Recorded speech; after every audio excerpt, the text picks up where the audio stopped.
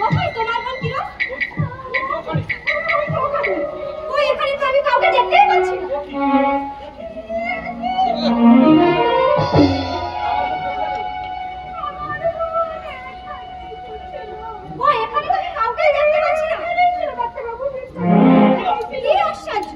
তোমার বিশ্বাস হলো যে অ্যাম্বুলেন্সে করে এলাম অথচ পেশেন্টের কোনো থাকা নেই। বিশ্বাস করুন ডাক্তারবাবু, ওই ঘটনার পর ও যেন কেমন নার্ভাস হয়ে গেল। তারপর পাগলের মতো খিটখিট করে হাসতে হাসতে হঠাৎ মাথা ঘুরে পড়ে গিয়ে অচঞ্চল হতে যায়। ডাকাডাকি করে কাউকে কাছে পায়নি, তাই তো আপনাকে কি হাসপাতাল থেকে ডেকে আনলাম। ডেকে রেখে পারলে কাজের কাজ আর কি হলো? তুমি এক মন্ত্রী বাড়ি গো, তাছাড়া তোমার হাজবেন্ড স্থানীয় এমএলএ, এছাড়া তোমার শাশুড়ি নীলাঞ্জনা দেবী মহিলা কমিশনের চেয়ারম্যান। তাই তো এত শীতের রাতে বাধ্য হইলাম, নইলে কিছুতেই আসতাম না। থেকে বললো আমি কিছুই ভেবে পাচ্ছি না। তবে আমি হাসপাতালে যাওয়ার পরে কিরণ জ্ঞান ফিরে গিয়ে বাড়ি ফিরে গেছে না, এই সময়ের মধ্যে তা হতে পারো কিছুতেই না।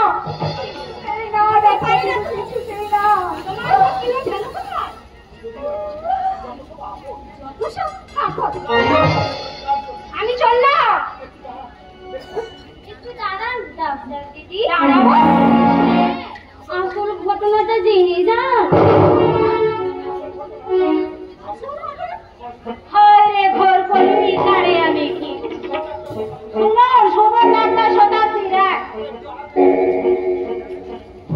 আমরা ওই একটু আড়াল থেকে দেখলাম এই লক্ষ্মী বৌমা তার এই অপূর্ণ ঘটনাকে একটা অজানা লোককে বিক্রি করে দিয়েছে।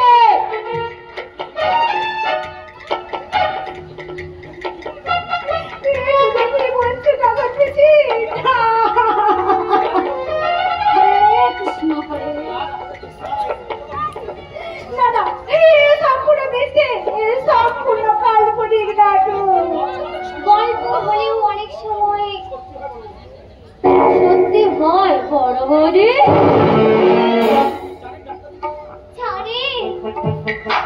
ডাক্তার দিদি আমরা বস্তাকে আড়াল করতে আর মানে সবকিছু বাঁচানোর জন্য আমার এই লক্ষ্মী বৌদি এত রাতে বাড়ি থেকে বাইরে এসে এক দালালের হাতে ওকে তুলে দিয়েছে। আমরা না পুরো কষ্ট দেখেছি। আমি কি